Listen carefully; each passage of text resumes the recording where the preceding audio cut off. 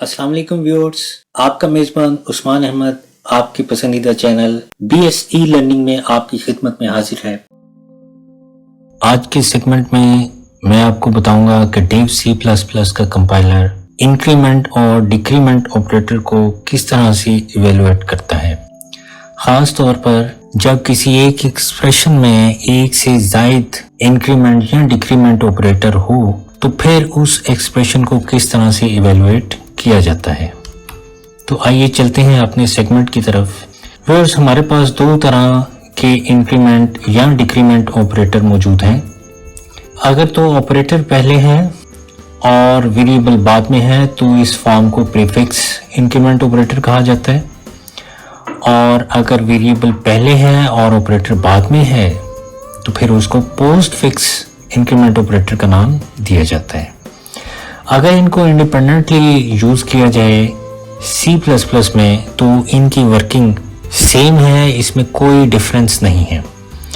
लेकिन अगर हम इस ऑपरेटर को इस तरह से इस्तेमाल करें, यानी हम प्रीफिक्स या पोस्ट फिक्स ऑपरेटर के साथ असाइनमेंट ऑपरेटर भी ऐड कर लें तो फिर इसकी वर्किंग दोनों की मुख्तलिफ होती है।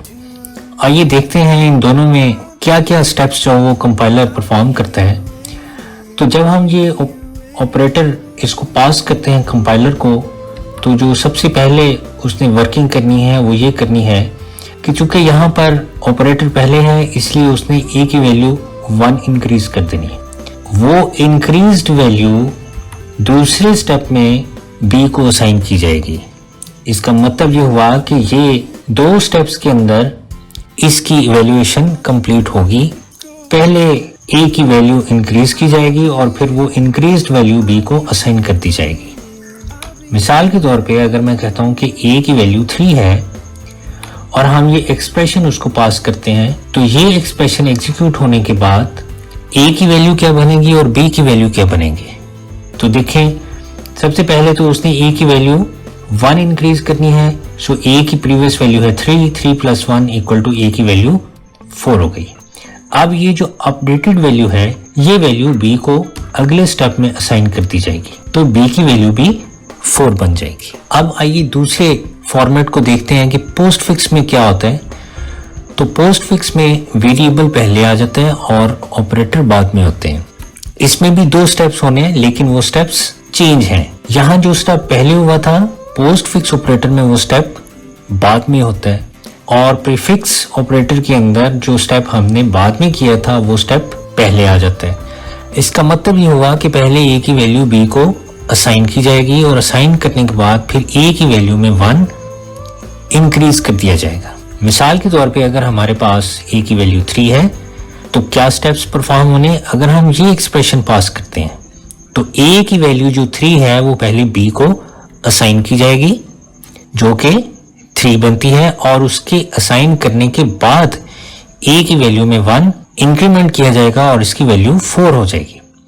तो पता ये चला कि जो पोस्ट फिक्स इंक्रीमेंट ऑपरेटर्स हैं इनमें हमारे पास वो जो दोनों वेरिएबल्स हैं इनकी वैल्यूज चेंज होती हैं, जबकि जो इंक्रीमेंट प्रीफिक्स इंक्रीमेंट ऑपरेटर है इसमें असाइनमेंट ऑपरेटर के दोनों साइड्स पर जो हमारे ऑपरेटर्स हैं उनकी वैल्यूज सेम आ जाती हैं। तो ये तो व्यूअर्स सिंपल फॉर्मेट्स हैं इसके। अगर हम इस स्लाइड की तरफ चलें तो आपको एक एक्सप्रेशन में बहुत से इंक्रीमेंट ऑपरेटर नजर आ रहे हैं। सिंपलेस्ट फॉर्म इस स्लाइड में आपको ये नजर आ रही है ++x +++x। इसमें ये जो प्लस है ये बाइनरी ऑपरेटर के तौर पर काम कर रहा है, जबकि ये जो प्लस है ये यूनिरी ऑपरेटर यानी प्रीफिक्स इंक्रीमेंट ऑपरेटर के तौर पर काम कर रहा है। इसी तरह से ये जो एक्सप्रेशन है इसमें पोस्ट फिक्स ऑपरेटर इस्तेमाल किया गया है, पोस्ट फिक्स इंक्रीमेंट ऑपरेटर, फिर प्लस ये बाइनरी ऑपरेटर और अगेन ये पोस्ट फिक्स इंक्रीमेंट ऑपरेटर। और इसी तरह से ये बाकी भी जितने एक्सप्रेशंस आपको नजर आ रहे हैं ये जो ऐड होते चले जाते हैं एक एक्सप्रेशन में फर्दर इंक्रीमेंट या डिक्रीमेंट ऑपरेटर, तो जो एक्सप्रेशन है वो कॉम्प्लेक्स होता चला जाता है। तो आइए इसकी एक एग्जांपल देखते हैं कि ये सॉल्व किस तरह से होंगे। फर्ज कर लें कि अगर हमारे पास ये एक एक्सप्रेशन है और हम सपोज करते हैं कि हमारे पास x की वैल्यू 3 है, तो फिर उस सूरत में ये एक्सप्रेशन किस तरह से सॉल्व होगा। तो व्यूअर्स, सबसे पहले जो स्टेप परफॉर्म होना है वो स्टेप परफॉर्म होना है prefix increment operator plus plus x। तो x की वैल्यू क्या बन जाएगी 4। चूंकि उसके बाद हमारे पास ये बाइनरी ऑपरेटर है, बाइनरी ऑपरेटर तब तक इवेल्युएट नहीं होता जब तक कि इसके दोनों साइड्स पर कोई कांस्टेंट वैल्यूज ना हो। लिहाजा ये जो ऑपरेटर है, ये ऑपरेटर तब तक अपनी वैल्यू यहाँ पर स्टोर नहीं करेगा जब तक कि दूसरा ऑपरेटर सॉल्व नहीं हो जाता। कंपाइलर को ये ऑपरेटर सॉल्व करने के लिए 2 ऑपरेंड्स चाहिए। जब तक यहाँ पर 2 ऑपरेंड्स नहीं बनेंगे तब तक इसको इवेल्युएट नहीं किया जा सकता। लिहाजा जब पहली एग्जीक्यूशन परफॉर्म होनी है कंपाइलर की तरफ से, तो वो प्लस प्लस x परफॉर्म होना है, जो कि x की वैल्यू 1 इंक्रीज हो जाएगा। उसके बाद जो अगला एक्सप्रेशन है वो अगेन प्लस प्लस x, ये जो सेकंड यानी प्लस ऑपरेटर के जो राइट साइड पर है, यानी नेक्स्ट ऑपरेंड जो है, ये फर्स्ट ऑपरेंड है और ये सेकंड ऑपरेंड है, तो सेकंड जो ऑपरेंड है वो जब सॉल्व होगा तो फिर x की वैल्यू जो कि प्रीवियस 4 है, लिहाजा 4 से ये क्या कर दी जाएगी 5 कर दी जाएगी। जब ये 5 हो जाएगी तो यहाँ पर दोनों तरफ हमारे पास 5 प्लस 5 आएगा, क्योंकि अब x की वैल्यू 5 हो चुकी है। तो फाइनली जो हमारे पास इस एक्सप्रेशन का रिजल्ट आएगा वो आएगा 10। नेक्स्ट एग्जांपल देखते हैं जो कि इससे जरा थोड़ी सी कॉम्प्लेक्स है। इसको अगर देखा जाए तो इसमें हमारे पास 2 बाइनरी ऑपरेटर्स हैं जबकि 3 इंक्रीमेंट ऑपरेटर्स हैं। तो अब इस प्लस को सॉल्व करने के लिए पहले ये इंक्रीमेंट ऑपरेटर इवेल्युएट किया जाएगा और फिर ये वाला इंक्रीमेंट ऑपरेटर इवेल्युएट किया जाएगा। तो फर्ज कर लें कि अगर y की वैल्यू 3 है, तो जब पहला इंक्रीमेंट ऑपरेटर इवेल्युएट होगा तो y की वैल्यू 3 से 1 इंक्रीज होगी और ये 4 हो जाएगी। और जब दूसरा इंक्रीमेंट ऑपरेटर इवेल्युएट किया जाएगा तो इसकी वैल्यू 4 से 5 हो जाएगी। लिहाजा अब जो प्लस ऑपरेटर है इसकी दोनों साइड्स पर इवेल्युएशन कंप्लीट हो गई और ये इवेल्युएट कर दिया जाएगा 5 प्लस 5, जबकि ये जो ऑपरेटर है ये एज इट इज रखा जाएगा। इसकी इवेल्युएशन के बाद इसका रिजल्ट कैलकुलेट करेगा कंपाइलर, जो कि 10 प्लस प्लस प्लस y है। अब अगर आप देखें तो इस स्टेप में y की वैल्यू 5 थी, लिहाजा अब क्या है कि प्लस में एक साइड पे तो कांस्टेंट है जबकि दूसरी साइड पे ये ऑपरेटर है। लिहाजा पहले इस ऑपरेटर ने इवेल्युएट होना है और इवेल्युएट होने के बाद जब इस प्लस ऑपरेटर के दोनों साइड्स पर कांस्टेंट्स आ जाएंगे तो फिर ये प्लस का ऑपरेटर इवेल्युएट होगा। लिहाजा y की वैल्यू इस स्टेप पे 5 थी, तो 1 इंक्रीज करके y की वैल्यू 6 हो जाएगी। लिहाजा यहाँ पर 10 प्लस 6, तो फाइनली जो हमारे पास जवाब आएगा वो आएगा 16। उसके बाद व्यूअर्स जो नेक्स्ट एक्सप्रेशन है वो आपने खुद सॉल्व करके देखना है। सेम एज इट इज आपने इसको सॉल्व करना है। जिस तरह से ये 2 ऑपरेटर सॉल्व किए उसी तरह से नेक्स्ट ऑपरेटर भी सॉल्व होगा। आई होप कि आपने इस एक्सप्रेशन को अंडरस्टैंड किया होगा और आप इसको सॉल्व कर लेंगे। अब चलते हैं पोस्ट फिक्स इंक्रीमेंट ऑपरेटर की तरफ। पोस्ट फिक्स इंक्रीमेंट ऑपरेटर में क्या होता है, चूंकि मैंने आपको बताया कि प्रीफिक्स और पोस्ट फिक्स जब असाइनमेंट ऑपरेटर के साथ इस्तेमाल होते हैं तो इनकी वर्किंग डिफरेंट हो जाती है।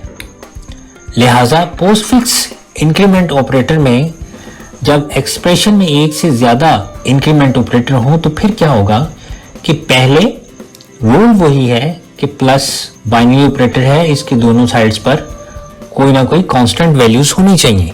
लिहाजा पहले इस ऑपरेटर को सॉल्व किया जाएगा, लेकिन इसका सोल्यूशन किस तरह से होगा, क्योंकि ये पोस्ट फिक्स इंक्रीमेंट ऑपरेटर है।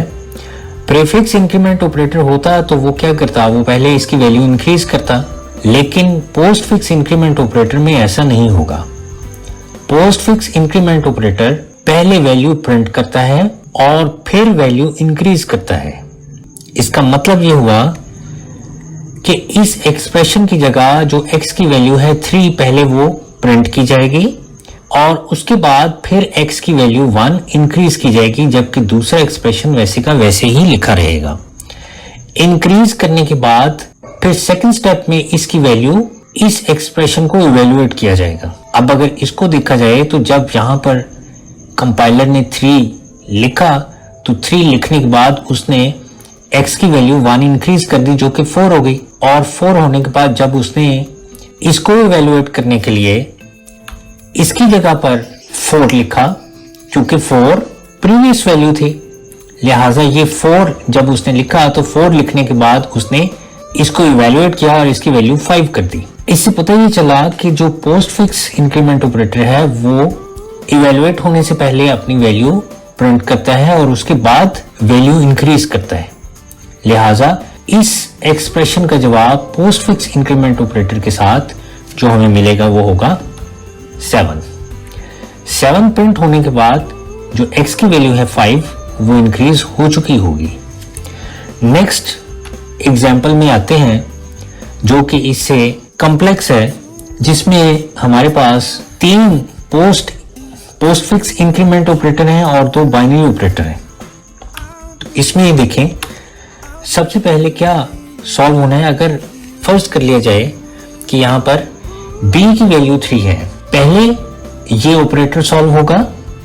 ऑपरेटर सॉल्व होने के बाद क्या किया जाएगा कि ये ऑपरेटर पहले वैल्यू प्रिंट करेगा और उसके बाद फिर b की वैल्यू इंक्रीज करेगा, यानी यहां पर 3 आ जाएगा और 3 आने के बाद b की वैल्यू 1 इंक्रीज कर दी जाएगी, और वो इंक्रीज्ड वैल्यू जब दूसरा ऑपरेटर सॉल्व किया जाएगा तो फिर यहां पर 4 लिखा जाएगा और 4 लिखने के बाद अगेन b की वैल्यू 1 इंक्रीज कर दी जाएगी। लिहाजा इस एक्सप्रेशन में क्या होगा कि 3 + 4 इवेल्युएट होगा, जबकि b की वैल्यू 5 होगी जो कि नेक्स्ट एक्सप्रेशन को इवेल्युएट करने के लिए इस्तेमाल होगी।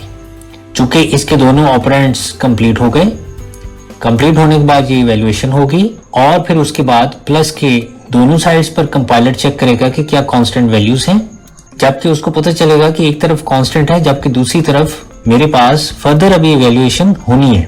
तो पहले इसकी इवेल्युएशन कंप्लीट होगी, लिहाजा क्या किया जाएगा, b की वैल्यू 5 है तो 5 यहां पहले प्रिंट की जाएगी और उसके बाद b की वैल्यू 1 इंक्रीज की जाएगी। लिहाजा 7 + 5 = 12 आ जाएगा, जबकि यहां पर 5 प्रिंट करने के बाद b की वैल्यू 6 कर दी जाएगी। अगर हमारे पास फर्दर वो एक्सप्रेशन हो तो उसमें यही b की वैल्यू इस्तेमाल होगी और वो इवेल्युएट होने के बाद अगेन उसकी वैल्यू 1 इंक्रीज कर दी जाएगी। तो इस तरह से व्यूअर्स जो हमारे पास इवेल्युएशन है पोस्ट फिक्स इंक्रीमेंट ऑपरेटर की वो एग्जीक्यूट होती है। तो ये आपके लिए मैंने एक एक्सप्रेशन बनाया है, आप इस एक्सप्रेशन को इवेल्युएट करके देखें। फिर उसके बाद हम बात करते हैं डिक्रीमेंट ऑपरेटर की। तो डिक्रीमेंट ऑपरेटर के रूल्स वही हैं, फर्क सिर्फ ये है कि जैसे इंक्रीमेंट ऑपरेटर 1 वैल्यू इंक्रीज करता है वैसे डिक्रीमेंट ऑपरेटर 1 वैल्यू डिक्रीज करता है। जितने भी इसके रूल्स हमने अपनी पिछली स्लाइड्स में डिस्कस किए हैं वही रूल्स यहाँ पर भी इंप्लीमेंट होते हैं, लेकिन वैल्यू इंक्रीज होने की बजाय डिक्रीज होती है। तो मैं उम्मीद करता हूं कि आपने इस सेगमेंट में इंक्रीमेंट और डिक्रीमेंट ऑपरेटर को अंडरस्टैंड किया होगा। नेक्स्ट लेक्चर में फर्दर हम डिस्कस करेंगे कि इनपुट और आउटपुट किस तरह से परफॉर्म होगी।